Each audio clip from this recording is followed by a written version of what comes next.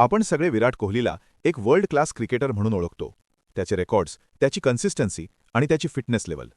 पण जर नीट पाहिलं तर त्याचा प्रवास फक्त टॅलेंटमुळे झालेला नाही. त्याच्या करिअरमध्ये एक असा फेज आला होता जिथे त्याला स्वतःमध्ये बदल करावा लागला. हा बदल फक्त गेममध्ये नव्हता, तर त्याच्या विचार करण्याच्या पद्धतीत होता, त्याच्या सवयींमध्ये होता आणि त्याच्या लाईफस्टाईलमध्ये होता. एक वेळ अशी होती जिथे प्रेशर, एक्स्पेक्टेशन्स आणि इनकन्सिस्टन्सी हे सगळं त्याच्या करिअरचा भाग होतं. पण हळूहळू त्याने स्वतःला समजून घेतलं, त्याचा माइंडसेट बदलला आणि त्यानंतर त्याने त्याच्या लाईफस्टाईलमध्ये मोठे बदल केले, ज्यामध्ये डाएट चेंज हा एक इम्पॉर्टंट पार्ट होता. पण तो सुरुवात नव्हता, तो रिझल्ट होता.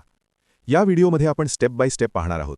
विराट कोहलीचा खरा ट्रान्सफॉर्मेशन, त्याचा माइंडसेट कसा बदलला, त्याच्या सवयी कशा बदलल्या आणि या सगळ्यामध्ये त्याच्या पर्सनल लाईफचा, विशेषतः अनुष्का शर्माचा काय इम्पॅक्ट होता. चला सुरुवात करूया त्याच्या प्रवासाची, अगदी सुरुवातीपासून.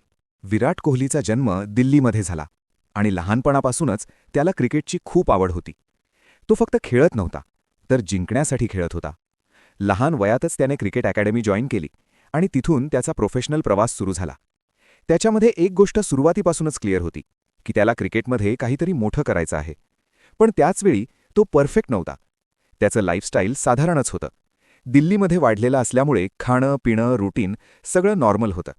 फिटनेसवर आज जितका फोकस आहे तसा त्यावेळी नव्हता. पण एक गोष्ट मात्र वेगळी होती, त्याची माइंडसेट. तो नेहमी चॅलेंज ॲक्सेप्ट करायचा आणि स्वतःला प्रूव्ह करण्याची त्याची भूक खूप स्ट्रॉंग होती. 2008 मध्ये त्याने इंडियाच्या अंडर-19 टीमचं नेतृत्व केलं आणि टीमला वर्ल्ड कप जिंकून दिला. इथून त्याला रेकग्निशन मिळायला सुरुवात झाली आणि इंडियन सिनियर टीमकडे त्याचा प्रवास सुरू झाला. पण ही फक्त सुरुवात होती. खरा चॅलेंज अजून बाकी होता. अंडर-19 वर्ल्ड कप जिंकल्यानंतर विराट कोहलीसाठी सगळं बदलायला लागलं. त्याला इंडियन सिनियर टीममध्ये चान्स मिळाला, पण इथूनच खरा प्रेशर सुरू झाला. इंटरनॅशनल लेव्हलवर प्रत्येक मॅच, प्रत्येक इनिंग्स तुम्हाला स्वतःला प्रूव्ह करावं लागतं. सुरुवातीच्या काळात विराटला सुद्धा स्ट्रगल करावा लागला. कन्सिस्टन्सी नव्हती. कधी रन्स यायचे, कधी कम्प्लिटली फेल व्हायचं. एका मॅचमध्ये तर फेल झाल्यानंतर त्याला रात्रभर झोपही आली नाही. तो फक्त विचार करत राहिला की कदाचित ही चान्स मी गमावली आहे. तो फेज असा होता जिथे सेल्फ डाऊट सुरू झाला. दुसरीकडे टीममध्ये लेजंड्स होते, ज्यांच्यासोबत खेळताना प्रेशर अजून वाढायचा. पण याच काळात त्याने एक गोष्ट शिकली की टॅलेंट पुरेसं नाही, जर माइंडसेट स्ट्रॉंग नसेल तर कन्सिस्टन्सी येत नाही. आणि हाच तो पॉइंट होता जिथे त्याचा विचार करण्याचा अप्रोच हळूहळू बदलायला लागला.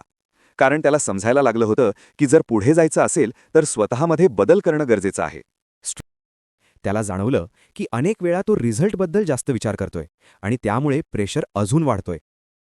आणि इथूनच त्याने एक छोटासा पण महत्त्वाचा बदल केला. त्याने फोकस रिझल्टवरून प्रोसेसवर शिफ्ट केला. म्हणजे मी रन्स करेन का यापेक्षा मी माझं बेस्ट देतोय का हे महत्त्वाचं बनलं. त्याने स्वतःला एक गोष्ट क्लिअर केली की फेलियर येणारच, पण कन्फ्युजन नको. कारण त्याच्या मते कन्फ्युजनमुळे परफॉर्मन्स खराब होतो, पण क्लॅरिटी असेल तर इम्प्रूव्हमेंट सुरू राहतो. याच काळात त्याने रिस्क घ्यायला शिकलं आणि फेलियरला ॲक्सेप्ट करायला शिकलं. हा बदल बाहेरून दिसत नव्हता, पण आतून त्याचा माइंडसेट पूर्ण बदलायला लागला होता. आणि हाच तो पॉइंट होता जिथून त्याचा खरा ट्रान्सफॉर्मेशन सुरू झाला. माइंडसेट बदलल्यानंतर विराट कोहलीने एक गोष्ट ओळखली की फक्त विचार बदलून चालणार नाही, तो लाईफस्टाईलमध्ये दिसायला हवा. आणि इथूनच त्याने त्याच्या डेली रुटीनवर काम करायला सुरुवात केली. ट्रेनिंग, रिकव्हरी, स्लीप या सगळ्या गोष्टींना त्याने सिरियस घ्यायला सुरुवात केली.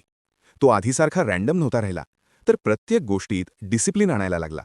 त्याला समजलं होतं की हाय लेव्हलवर परफॉर्म करायचं असेल तर शरीर आणि माइंड दोन्ही सिंकमध्ये असायला हवेत.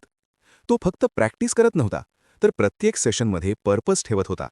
इवन छोट्या छोट्या गोष्टी जसे की रेस्ट, रिकव्हरी या सगळ्यांवर त्याने लक्ष द्यायला सुरुवात केली. त्याच्यासाठी कन्सिस्टन्सी म्हणजे फक्त रन्स नव्हते, तर डेली हॅबिट्समध्ये कन्सिस्टन्सी होती. आणि हळूहळू हा डिसिप्लिन त्याच्या परफॉर्मन्समध्ये रिफ्लेक्ट व्हायला लागला. पण अजून एक मोठा बदल बाकी होता, जो त्याच्या ट्रान्सफॉर्मेशनला नेक्स्ट लेव्हलवर घेऊन जाणार होता. आणि तो होता त्याच्या डाएटमध्ये बदल. डिसिप्लिन बिल्ड करत असताना विराट कोहलीने आणखी एक महत्त्वाची गोष्ट नोटीस केली, त्याचं फूड. दिल्लीमध्ये वाढलेलं असल्यामुळे त्याचं खाणं अगदी टिपिकल होतं. छोले भटुरे, राजमा चावल, बटर चिकन आणि स्ट्रीट फूड. टेस्ट छान होतं, पण त्यामागे न्यूट्रिशन किती आहे याचा तो फार विचार करत नव्हता. त्या काळात खाणं म्हणजे एन्जॉयमेंट होतं, परफॉर्मन्सचा भाग नाही. पण जसजसा तो फिटनेसकडे सिरियस झाला तसतसं त्याला एक पॅटर्न दिसायला लागला. हेवी फूड खाल्ल्यानंतर बॉडी स्लगिश वाटायची, एनर्जी कमी वाटायची आणि इथेच त्याला एक सिंपल रिअलायझेशन झालं की जे आपण खातो ते थेट आपल्या परफॉर्मन्सवर रिझल्ट करतं.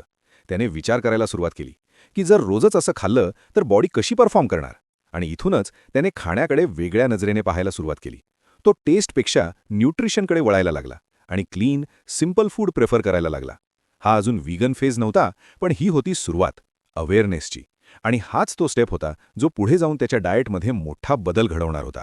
फूडबद्दल अवेअरनेस आल्यानंतर विराट कोहलीने त्याच्या डाएटमध्ये आणखी एक मोठा बदल केला. त्याने व्हीगन डाएट फॉलो करायला सुरुवात केली. व्हीगन डाएट म्हणजे ॲनिमल प्रॉडक्ट्स कम्प्लिटली अवॉइड करणे, जसं की मीट, एग्ज, डेअरी. पण हा डिसिजन अचानक घेतलेला नव्हता. त्याआधी त्याला काही हेल्थ इश्यूज जाणवायला लागले होते. डायजेशन प्रॉब्लेम्स, रिकव्हरी स्लो होणं आणि बॉडी पूर्णपणे फ्रेश न वाटणं. त्यामुळे त्याने डाएटबद्दल सिरियसली विचार करायला सुरुवात केली. याच काळात त्याच्या पर्सनल लाईफचा सुद्धा एक इम्पॅक्ट होता. अनुष्का शर्मा आधीपासूनच क्लीन आणि कॉन्शियस लाईफस्टाईल फॉलो करत होती आणि तिने प्लांट बेस्ड डाएट ॲक्सेप्ट केली होती. तिच्या इन्फ्लुएन्समुळे विराटला या लाईफस्टाईलबद्दल अवेअरनेस मिळाली. पण डिसिजन त्याने स्वतःच्या एक्सपिरियन्सवर घेतला. त्याने व्हीगन डाएट ट्राय केली आणि काही दिवसांतच त्याला फरक जाणवायला लागला. बॉडी हलकी वाटायला लागली, डायजेशन इम्प्रूव्ह झालं आणि रिकव्हरी स्पीड वाढली. हा फक्त डाएट चेंज नव्हता, तर लाईफस्टाईल अपग्रेड होता. आणि इथूनच त्याच्या परफॉर्मन्समध्ये नेक्स्ट लेवल चेंज दिसायला सुरुवात झाली. व्हीगन डाएट अडॉप्ट केल्यानंतर विराट कोहलीच्या परफॉर्मन्समध्ये हळूहळू बदल दिसायला लागला. हा चेंज ओव्हरनाईट झाला नाही, पण कन्सिस्टन्सीने दिसायला लागला. सर्वात आधी फरक जाणवला त्याच्या एनर्जी लेव्हल्समध्ये. मैदानावर तो जास्त ॲक्टिव्ह दिसायला लागला. Running between the wickets, fielding, सगळ्यात स्पीड आणि शार्पनेस वाढली. दुसरी गोष्ट, रिकव्हरी. मॅचेसनंतर बॉडी लवकर रिकव्हर होऊ लागली. म्हणजे पुढच्या मॅचसाठी तो जास्त फ्रेश राहू लागला. याचा डायरेक्ट इम्पॅक्ट झाला त्याच्या कन्सिस्टन्सीवर. तो फक्त 1-2 इनिंग्समध्ये नाही, तर लाँग टर्ममध्ये परफॉर्म करू लागला. आणखी एक इम्पॉर्टंट चेंज झाला, मेंटल क्लॅरिटी. तो मैदानावर जास्त फोकस दिसायला लागला. डिसिजन्स क्लिअर झाले आणि प्रेशर हँडल करणं सोपं झालं. याचा रिझल्ट म्हणजे त्याचा ओव्हरऑल गेम इव्हॉल्व्ह झाला. तो फक्त टॅलेंटेड प्लेयर राहिला नाही, तर एक कम्प्लीट ॲथलीट बनला. आणि हे सगळं फक्त डाएटमुळे नाही, तर माइंडसेट, डिसिप्लिन आणि लाईफस्टाईल यांच्या कॉम्बिनेशनमुळे झालं. प्रोफेशनल लाईफमध्ये बदल होत असताना विराट कोहलीच्या पर्सनल लाईफचा सुद्धा त्याच्यावर मोठा इम्पॅक्ट झाला. या सगळ्या प्रवासात अनुष्का शर्मा त्याच्यासोबत होती. ती फक्त पार्टनर नव्हती, तर एक स्ट्रॉंग सपोर्ट सिस्टीम होती. जेव्हा विराट प्रेशर, क्रिटिसिझम आणि टफ फेजमधून जात होता, तेव्हा तिने त्याला इमोशनली सपोर्ट केलं. तिने त्याला एक बॅलन्स्ड लाईफस्टाईलकडे पाहायला मदत केली, जिथे फक्त क्रिकेट नाही, तर मेंटल पीस पण इम्पॉर्टंट आहे. तिचा लाईफस्टाईल आधीपासूनच क्लीन आणि डिसिप्लिन्ड होता आणि त्याचा इन्फ्लुएन्स विराटवरही पडला. पण सगळ्यात महत्त्वाची गोष्ट म्हणजे त्यांनी एकमेकांना चेंज करायला फोर्स केलं नाही, तर इन्स्पायर केलं. ह्यामुळे विराटच्या जीवनात स्टेबिलिटी आली, जी परफॉर्मन्ससाठी खूप गरजेची असते.